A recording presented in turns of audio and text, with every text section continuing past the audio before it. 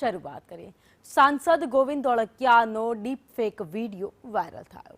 નકલી વિડીયો બનાવી ઠગાઈનો પ્રયાસ કરાયો। જૂના સિક્કા ખરીદવાની ભ્રામક જાહેરાત કરાઈ। લોકો પાસેથી પ્રોસેસિંગ ફી પડાવવાનો પણ કારસો રચવામાં આવ્યો। ક્રોસ ચેકિંગ કરતા સમગ્ર કૌભાંડનું ભાંડું ફૂટી ગયું। સુરત સાયબર ક્રાઇમે ગુનો નોંધી આગળની તપાસ હાથ ધરી।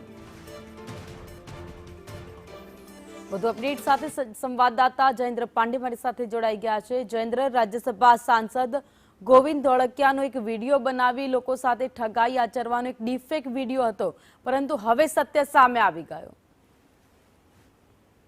જી બિલકુલ, સુરત અને રાજ્યસભાના સાંસદ ગોવિંદ ધોળકિયા જે છે તેમને ફેક વિડીયો જે છે તે સોશિયલ મીડિયામાં વાયરલ થયો હતો। વિડીયોમાં ઠગાઈના પ્રયાસ અંગે જે વિડીયો બનાવી આ ઠગાઈ કરવામાં આવી। તેમાં સોશિયલ મીડિયા પર ઓલ્ડ કોઈન કંપની નામે આઈડી બનાવી જૂના સિક્કા ઊંચા ભાવે ખરીદવાની ભ્રામક જાહેરાત કરવામાં આવી હતી।